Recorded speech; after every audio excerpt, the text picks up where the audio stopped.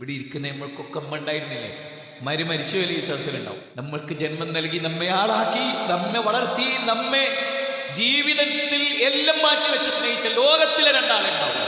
അത് ഉമ്മയും ബാപ്പയാണ്. പക്ഷെ ഇന്ന് ലോകത്തെ ഏറ്റവും കൂടുതൽ അവഗണിക്കപ്പെട്ടവർ ഉമ്മയും ബാപ്പയും. മക്കൾക്ക് ആവശ്യപ്പെട്ടത് മുഴുവൻ കയ്യിലേന്തി കൊണ്ടുവരുമ്പോൾ നിങ്ങൾ എവിടെ എത്തി? ഞാൻ നേരത്തെ അവിടെ ഒരു മന്തി ഷോപ്പുണ്ട്, നിങ്ങൾ വാങ്ങിക്കൊള്ളി. അപ്പുറത്തെ തറവാട്ടിൽ മുഖത്തോട് മുഖം നോക്കി ഉച്ചൻ്റെ ചോറങ്ങനെ തിന്നുന്നതായിരിക്കും അമ്മ ഇപ്പം ഉണ്ടാവും. അപ്പോഴും ഭാര്യയും മക്കളും ഡൈനിങ് ടേബിളിൽ ഉണ്ടാവും. എൻ്റെ അമ്മ അവിടെ ഇരിക്കും. മനസ്സിലായോ? സൂചന മാത്രമേ ഞാൻ പറയും.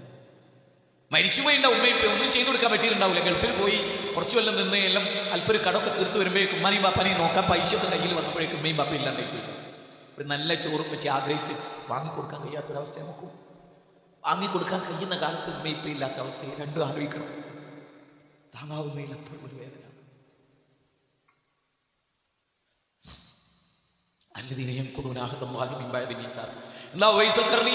ഉമ്മാനെ അത്ര സ്നേഹിക്കുകയും ഉമ്മാക്ക് വേണ്ടി ജീവിക്കുകയും ഉമ്മാന്റെ കൂടെ നിൽക്കുകയും ഉമ്മ രോഗിയായി എന്ന് കേട്ടപ്പോ എല്ലാം ത്യജിക്കുകയും.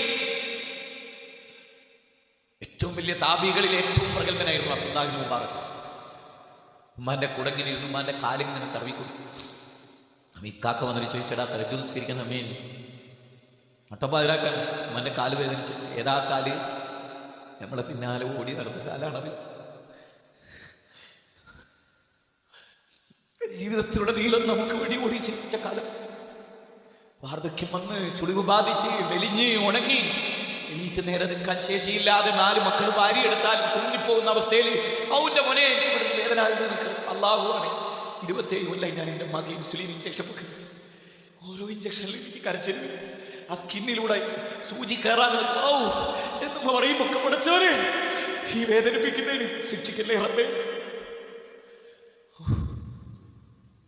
അല്ലാഹുവേ, കഴിഞ്ഞ ദിവസം എൻ്റെ ഒരു സുഹൃത്ത് എന്നോട് പറഞ്ഞു, ഞാൻ ബാംഗ്ലൂരേക്ക് പെട്ടെന്ന് പോവുകയാണ്, ഉപ്പാക്ക് പെട്ടെന്ന് സുഖമില്ലാതെ അവിടെ അപ്പോളോയിൽ കൊണ്ടുപോകണമെന്ന് പറഞ്ഞിട്ട് ഹോസ്പിറ്റലിൽ വരാൻ നേരത്തിപ്പോൾ പിന്നെ അവൻ്റെ ഫോൺ എനിക്ക് വരും. ഹോസ്പിറ്റലിൽ എത്തുമ്പോഴേക്ക് വാപ്പ മരിച്ചു. ആ മയ്യത്ത് നിസ്കരിക്കാൻ ഞാൻ നിൽക്കുമ്പോൾ ഞാൻ ഓർത്തൊരു പ്രധാന കാര്യം എൻ്റെ അമ്മനെ കുറിച്ച്. ഇന്നില്ലേ നാളെ നമ്മളൊക്കെ ഈ മയ്യത്തിൻ്റെ അടുത്ത് നിൽക്കും. അന്ന് ഓർമ്മകൾ തേട്ടിയെടുക്കുമ്പോൾ ഉമ്മാനോട് ചെയ്തത് ആയിരുന്നു റിട്ടേൺ ഉണ്ടാവുമോ? തിരിച്ച് പ്രാപിക്കാൻ കൂടി ചിലപ്പോൾ അവസരം ഉണ്ടാവുമോ?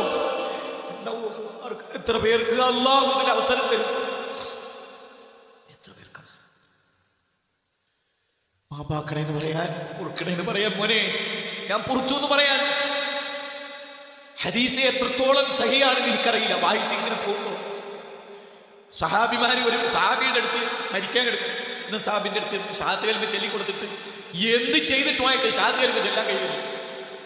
ലാ ഇലാഹ ഇല്ലല്ലാഹ് ഉറക്കെ പറഞ്ഞു കൊടുത്തിട്ട് ചെല്ലാൻ പറ്റില്ല. ആ സഹാബി റസൂലിന്റെ അടുത്തേക്ക് അവർ ഓടിച്ചെന്ന്, നബിയെ ഈ മനുഷ്യന് ഷഹാദത്ത് കലിമ ചെല്ലാൻ പറ്റും. ഉടനെ നബി ചോദിക്കണം, ഉമ്മണ്ടോ? ഉമ്മണ്ട്. എന്നാലേ ഉമ്മനോട് ഇങ്ങോട്ട് വരാൻ പറ. ചോദിച്ചു, ഇങ്ങക്ക് ഈ മോനോട് പൊരുത്തല്ലേ? ഉമ്മാനോട്. ഉമ്മ ജീവിച്ചിരിപ്പുണ്ട്. നമുക്ക് ഒരു ഡോക്ടർ ഷഹാദത്ത് കലിമ ചെല്ലാൻ എന്താ തൊണ്ടക്ക് വല്ല വേദനയുണ്ടോ? ഒന്നുമല്ല. അതുകൊണ്ടാണ് ഏറ്റവും വലിയ ആയുധമായി ഉമ്മണ്ടോ എന്ന് ചോദിച്ച റസൂല അള്ളാന്റെ റസൂല, വഹിയുള്ള റസൂല. അല്ല എന്ത് ചെയ്യുന്ന അറിയാവുന്ന അല്ല പഠിപ്പിച്ചു കൊടുത്ത റസൂല. അപ്പൊ ഉമ്മ പറഞ്ഞ് ഉമ്മനോട് ചോദിച്ചാൽ നിങ്ങൾക്ക് ഈ മോനോട് പൊരുത്തല്ലേ? ഉമ്മ പറഞ്ഞില്ല.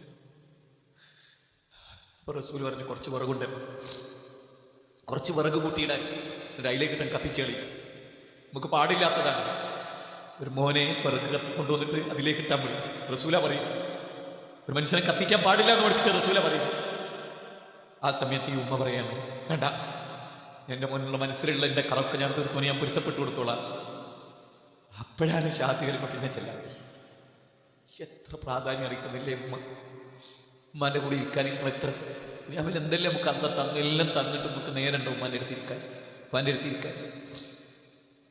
ഞാൻ ഇന്നലെ രാത്രി ഉമ്മൻ്റെ കൂടെ തന്നെ ഇരുന്നാൽ നമുക്ക് ഒരു ദുആ ചെയ്യണം. 10 കൊല്ലം പേർക്ക് 8 മാസമായി വെന്റിലേറ്റർ. കഴിഞ്ഞ 3 ദിവസമായി നോക്കി നിൽക്കുകയാണ്. ഒരു ശ്വാസത്തിൻ്റെയും നേരിയ ഉച്ഛ്വാസത്തിൻ്റെയും ഇടയിലെ ജീവൻ.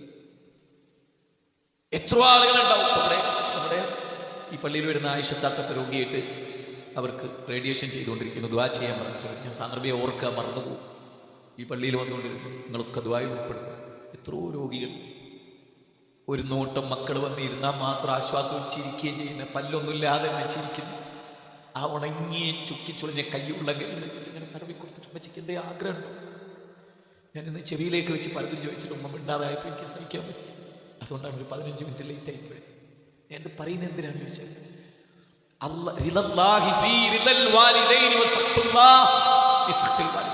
മാതാപിതാക്കളുടെ ഇഷ്ടത്തിലാണ് മക്കളെ നിങ്ങളുടെ അള്ളാന്റെ ഇഷ്ടം. മാതാപിതാക്കളുടെ കോപത്തിലാണ് മക്കളെ അള്ളാന്റെ കോപം. ജുറൈജിന് മാതാവിന്റെ ശാപമുണ്ടായി. പർണശാലയിലായിരുന്നു, ഭക്തനായിരുന്നു.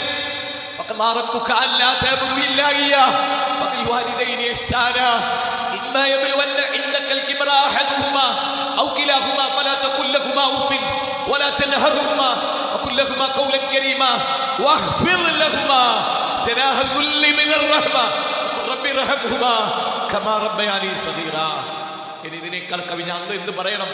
അല്ല പറഞ്ഞതാ ആരോഗ്യ ബാപ്പ കുടുംബക്കുള്ള പെങ്ങൾ ചേന്ന് പറഞ്ഞാലും ബോട നന്ദേന്ന് പറഞ്ഞാലും ഒരു വലിയ വിഷയമല്ല. അത് ബാപ്പ ചിരിച്ചാളും. പക്ഷെ താങ്ങാനാകാത്തൊരു പ്രായത്തിൽ ബാപ്പയും ഇമ്മയും വരും. അന്ന് ചേന്ന് പറയല്ലേ മക്കളെ. ബാപ്പ കാർക്കിച്ച് തുപ്പിയ പെങ്ങളെ കയ്യിലായിട്ടുണ്ടാവും. എങ്ങനെയാന്ന് ഇക്രയിൽ പോയി ഹോസ്പിറ്റലിൽ ഒരാൾ പെട്ടെന്ന് എൻ്റെ വലിയൊരു സുഹൃത്ത് തളർന്നു പോയി. ഇവിടെ ഭാര്യയുണ്ട് അവിടെ. ഓരോ 2 മിനിറ്റിലേക്ക് ഇങ്ങനെ തുപ്പണം. അറപ്പില്ലാതെ വെറുപ്പില്ലാതെ ഭർത്താവിൻ്റെ തുപ്പലെടുക്കണം ഭാര്യ. നമ്മൾ കാഷ്ടിച്ചാലും മൂത്രിച്ചാലും കോരിത്തരുന്ന നമ്മുടെ സ്ത്രീ. സ്ത്രീ എന്ന മാറ്റം, സ്ത്രീ എന്ന കാരുണ്യം, സ്ത്രീ എന്ന ദയ, സ്ത്രീ എന്ന ആർദ്രത, സ്ത്രീ എന്ന വിട്ടുവീഴ്ച. അതുകൊണ്ടല്ലേ ഇന്ന പിന്നെ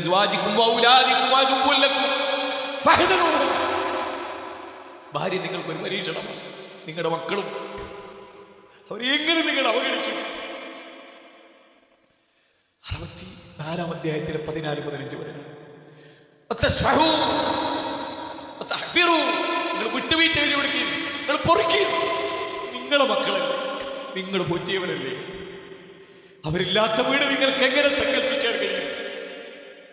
അവരുടെ സാന്നിധ്യം നിങ്ങൾക്ക് എങ്ങനെ പൊറുക്കും? നിസ്കാരത്തിൽ ദീർഘമായി പേരക്കുട്ടിക്ക് സുജൂദിൽ കിടന്നു കൊടുത്ത നബിയുടെ അനുയായികൾക്ക് എങ്ങനെ കഴിയും? ഖുത്ബ നടത്തിക്കൊണ്ടിരിക്കവേ തന്റെ മോളുടെ മക്കൾ ഏഞ്ഞു വന്നപ്പോ മിമ്പറിൽ നിറങ്ങി ആ മകനെ എടുത്ത് മാറോട് ചേർത്ത പിതാവിനെ, റസൂലിനെ നമുക്ക് എങ്ങനെ മറക്കാൻ കഴിയും? ആലോചിച്ചിട്ടുണ്ടോ? ഫുൾ സ്റ്റോപ്പ് വീഴുന്നത് എപ്പോഴാണെന്ന് ആലോചിച്ചിട്ടുണ്ടോ?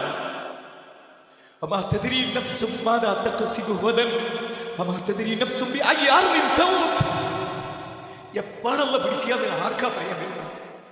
എവിടെ വെച്ച് മരിക്കുന്നു ആർക്കും അറിയാൻ കഴിയും? അത് വിശ്വസിച്ചവരല്ലേ നമ്മള്. എത്രകൾ അബൂബക്കറേ, അല്ല നിങ്ങൾക്ക് പുറത്തു തരാൻ നിങ്ങൾ ആഗ്രഹിക്കുന്നില്ല അബൂബക്കറേ. മോളെ പേരിൽ തോന്നിയാസ പറഞ്ഞ് സത്യ തെറ്റവോ ചെയ്തത്, എന്നാലും അബൂബക്കറേ പുറത്തു കൊടുക്കുക. അല്ല പുറത്തു തരും അബൂബക്കറേ.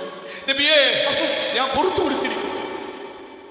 ഉമർ അബൂബക്കറിനെ ചീത്ത പറഞ്ഞപ്പോൾ തിരിച്ചു വിളിക്കാൻ Abu Bakr Siddiq Umar bin Khattab ആവശ്യപ്പെട്ടപ്പോൾ അബൂബക്കർ സിദ്ദീഖ് ചെയ്തില്ല. പിന്നാലെ കൂടി നബിയോട് ചോദിച്ചു, നബിയെ ഉമർ ബിൻ ഖത്താബിന്റെ ഒരു തെറി പറഞ്ഞു. തിരിച്ചു പറയാനാ പറയണേ. റസൂൽ പറയാണ്, അബൂബക്കറെ അല്ല നിങ്ങൾക്ക് പുറത്തു തരട്ടെ എന്ന് പറയൂ. അബൂബക്കറെ പുറത്തു തരട്ടെ, പൊറുക്കലാണ് അല്ലെ അല്ല പറയാണെന്ന്. സൂറത്ത് ആൽ ഇംറാനിലെ 133 പറയും, വസാരിയു മക്കളി സ്വർഗത്തിലേക്ക്. ആകാശഭൂമിന്റെ വിശാലത ഉണ്ടാ സ്വർഗത്തിൽ. നിങ്ങളെ ചെറിയ ചെറ്റക്കുടിലൊന്നല്ല സ്വർഗം. എന്നിട്ട് അല്ല പറയാ, അല്ലദീന യുൻഫിഖൂന ഫിസ്സറാഇ വല്ലറാഇ വൽഖാദിമീന വൽഗൈള വൽആഫീന അനിന്നാസ്. കോപം വരുമ്പോൾ ഒതുക്കി വെക്കുകയും ചിലപ്പോൾ നടിക്കണം എന്നൊക്കെ തോന്നും, ഒന്ന് കുത്തണമെന്ന് തോന്നും, മുഖം ഒതുക്കി വെക്കാൻ പറയുന്നു അല്ലാഹു. കോപം ഒതുക്കി വെക്കാൻ എന്നിട്ട് പറയാണ് വിശാലമായി വിട്ടുവീഴ്ച ചെയ്തു കൊടുക്കി. എന്നിട്ട് അല്ലാഹു യുഹിബ്ബുൽ മുഹ്സിനീൻ. ആ വിട്ടുവീഴ്ച ചെയ്യുന്നവരാണ് മുഹ്സിനീകൾ. നമുക്ക് മുഹ്സിനാകണ്ടേ? നമുക്ക് അല്ലാഹുവിന്റെ പൊരുത്തം വേണ്ടേ? ഞാൻ ഈ കഴിഞ്ഞ 3-4 ആഴ്ച ഒരുപാട് കേസുകൾ അറ്റൻഡ് ചെയ്യുന്നുണ്ട്. എൻ്റെ മനസ്സിൽ കയറിയുണ്ടായിരുന്നു. എൻ്റെ അമ്മച്ചിനെ ഓർത്തിട്ടൊന്നല്ല കേട്ടോ ഇന്നത്തെ ഖുത്ബ. ഞാൻ ഇന്ന് പ്രിപ്പയർഡായി മനസ്സോട്ട് വന്ന ഖുത്ബിനെയും പറയും. എല്ലാം ഓർത്തിട്ട് ഒരുപാട് ആളുകളുടെ ജീവിതത്തിൽ ഇടപെടുമ്പോൾ സന്തോഷമല്ലേ ആളുകൾക്ക്? പൈസ ഉണ്ട്, പ്രതാപുണ്ട്, വണ്ടിയുണ്ട്, AC റൂമുണ്ട്. എന്നിട്ട് കിടന്ന് നീറി എൻ്റെ മനുഷ്യന്മാർ. ഭാര്യനെ ഓർത്ത്, മക്കളോർത്ത്, കുടുംബത്തോർത്ത്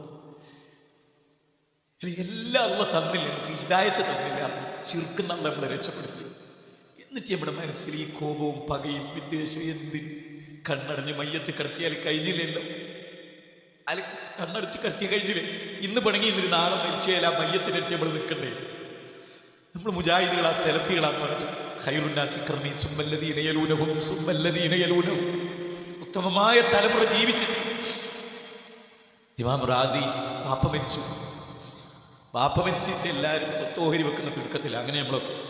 അപ്പൊ ഇമാം റാസി അവിടെ ഒരു ചുമരിലിങ്ങനെ ചാരി നെല്ലരെയും നോക്കി, ദുനിയാവിനോടുള്ള മുഹബത്ത്, വലിയ പണ്ഡിത കുടുംബ. അപ്പൊ ഇമാം റാസി പറഞ്ഞു, ഇവിടെ ഒരു സ്വത്ത് ചെറുത്, ആർക്കും വേണ്ടാത്തൊരു സ്വത്ത്, എനിക്കത് മതി, മൂല്യമുള്ളതൊക്കെ നിങ്ങൾ എടുത്തു. അവർ ചോദിച്ചു ഇമാം റാസിനോട്, അതേതാ?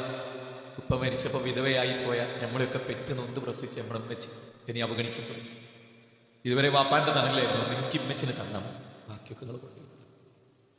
സൗദി അറേബ്യയിലുള്ള പലരും ഇവിടെയുണ്ട്. അൽ കസീം പ്രവിശ്യയിൽ രണ്ടാൺകുട്ടികൾ ഒരു ഉമ്മാനെ നോക്കിയ കഥ. അവിടുത്തെ കോർട്ടിലൊരു കേസ് വന്നു.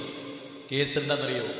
ഇക്കാക്ക ഉമ്മനെ തരുന്നില്ല, എനിക്ക് നോക്കാൻ തരുന്നില്ല, ഇക്കാക്ക മാത്രം നോക്കണം, 40 കൊല്ലം ഇക്കാക്ക നോക്കണം വെച്ച് എനിക്ക് തരുന്നില്ല. ഒരു അനുജൻ കേസ് കൊടുത്താൽ കോടതി നോക്കണം, ലോകത്ത് സ്വത്തിന് കേസ് കൊടുക്കല്ലോ, ഉമ്മാനെ നോക്കാൻ തരുന്നില്ല കേസ്.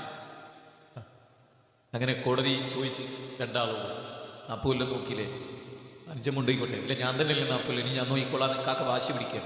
അപ്പോൾ ചോദിച്ചു, ഉമ്മ ഉണ്ടോ? അമ്മാനെ കൊണ്ടുവരുമെന്ന് ചോദിച്ചു. അമ്മാനെ കൊണ്ടുവന്ന് വരും. ഒരു 20 കിലോ 100 വയസ്സ് കയ്യിൽ ഇങ്ങനെ എടുത്തുകൊണ്ട് വന്നു. അമ്മാനെ കൊണ്ടുവന്നപ്പോൾ ജഡ്ജി ചോദിക്കുകയാണ്, അല്ല 2 മക്കൾ ആൺകുട്ടികളെ പോലെ കൂടെ ആരെ കൂടെ നിങ്ങൾ പോണത്? ഒരു ഉമ്മാനോടാണ് ചോദിക്കുന്നത്, നിങ്ങൾ ആരെ കൂടെയാണ് പോകുന്നത്? ആ 100 വയസ്സുള്ള 10-20 കിലോ തൂക്കുള്ള ശരീരത്തിലെ ഇറച്ചിയൊക്കെ പിന്നിപ്പോയെ ചുളിഞ്ഞ് ഇനി അള്ളാഹുവിലേക്ക് യാത്ര പോകാൻ കാത്തുന്ന ഉമ്മ ചോദിക്കുകയാണ് ജഡ്ജിനോട്, എൻ്റെ ഈ 2 കണ്ണില്ലേ, വലത്തേ കണ്ണ് എടുത്തേ കണ്ണു, അതെൻ്റെ 2 മക്കൾ, ഈ കണ്ണിലേതാ? ജഡ്ജിനോട്, ഈ 2 കണ്ണിലേതാ പ്രധാനം? അത്രയും എനിക്ക് പ്രധാനം അവർ 2 പേരും. അതാ അള്ളാഹുവിനെ മുൻനിർത്തി കുടുംബാണത്. അവസാനം ജഡ്ജി പറഞ്ഞ്, കാക്കൻ ഏതായാലും 40 കൊല്ലം നോക്കിയില്ലേ, അനുജം കൊണ്ടുപോയിക്കോട്ടെ എന്ന്. അപ്പം അയാൾ കോടതിയിലിരുന്ന് കരഞ്ഞപ്പോൾ ജഡ്ജി ചോദിച്ചു, എന്തിനാ കരയുന്നത്? എൻ്റെ സ്വർഗത്തിൻ്റെ വാതിൽ അങ്ങനെ കൊട്ടിയടച്ച്, എൻ്റെ ഉമ്മ ജീവിച്ചിരിക്കുമ്പോൾ ഉമ്മനെ നോക്കുമ്പോൾ സ്വർഗത്തിൻ്റെ വാതിൽ തുറന്നു വെക്കപ്പെട്ടിരിക്കുന്നു, അത് അടഞ്ഞുപോയി. അബ്ദുല്ലാഹി മുബാറക് ഉമ്മാൻ്റെ കൂടെ ഇരുന്ന് ഞാൻ സൂചിപ്പിച്ചു, ബാക്കിയോടെയും പറയാം, 2 കൂടെ ചേർത്ത് പറയാം.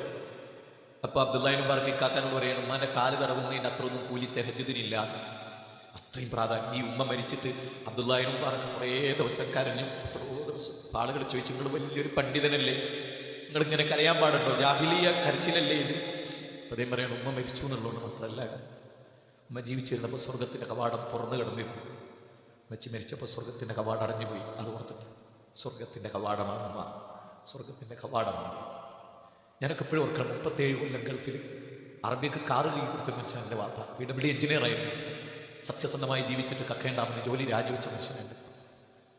37 കൊല്ലം സ്നേഹം മാത്രം കൊടുത്തേ, പ്രവാസ ലോകത്ത് ജീവിച്ച് ജീവിതം മുഴുവനും കുടുംബത്തിന് വേണ്ടി ജീവിച്ച്. ഭാര്യമാരെ നന്ദികൾ പറയും, ഉറപ്പാ, അള്ള പറഞ്ഞിട്ടുണ്ട്, റസൂൽ പറഞ്ഞിട്ടുണ്ട്. പക്ഷെ അത് സഹിക്കേണ്ടത് നമ്മളാണ്, പൊറുക്കേണ്ടത് നമ്മൾ. കാരണം സലാമുൻ അലൈക്കും ബിമാ സബർതും ഫനിഅമഉഖുബദ്ദാർ, ഭാര്യനോടും മക്കളോടും കുടുംബത്തോടും മാതാപിതാക്കളോടും നല്ലോണം പെരുമാറിയവർക്ക് ആ സ്വർഗത്തിന്റെ 8 വാതിലുകളിൽ നിന്ന് യദ്ഖുലൂന അലൈഹാ മിൻ കുല്ലി ബാബ്, അവിടെ നിന്നിട്ട് പറയുന്നത് പറയും, ക്ഷമിച്ചിട്ടാണ്. നല്ല ക്ഷമയായിരുന്നു, എത്രയോങ്ങളെ ക്ഷമ കെടുത്തിയിരുന്നു ഭാര്യയും മക്കളും ഒക്കെ. നിങ്ങൾ നല്ല ക്ഷമയുള്ള മനുഷ്യനായിരുന്നു, സ്വർഗത്ത് പോയിക്കോളി. നമുക്ക് അതിനേക്കാൾ വലുതെന്താവുണ്ട്? അതുകൊണ്ട് സുബർ പഠിക്കുക, സുബർ പഠിക്കുക. നമ്മൾ കരാട്ടയും കളരിയും ഒക്കെ പഠിക്കുന്ന പോലെ, ആ MBBS ഒക്കെ പഠിക്കുന്ന പോലെ ക്ഷമ പഠിക്കുക. സ്വർഗത്തിന് അള്ളാഹു തൗഫീഖ് ചെയ്യുമാറാകട്ടെ. കൂടുതലൊന്നും ഞാൻ ഇതൊന്നും മനസ്സിലായിട്ടില്ലെങ്കിൽ ഞാൻ ഇതിന് കൂടുതൽ പറയണം. അള്ളാഹു തൗഫീഖ് ചെയ്യട്ടെ, അള്ളാഹു പുറത്തു തരട്ടെ, അള്ളാഹു നമുക്ക് ഖൈർ നൽകട്ടെ.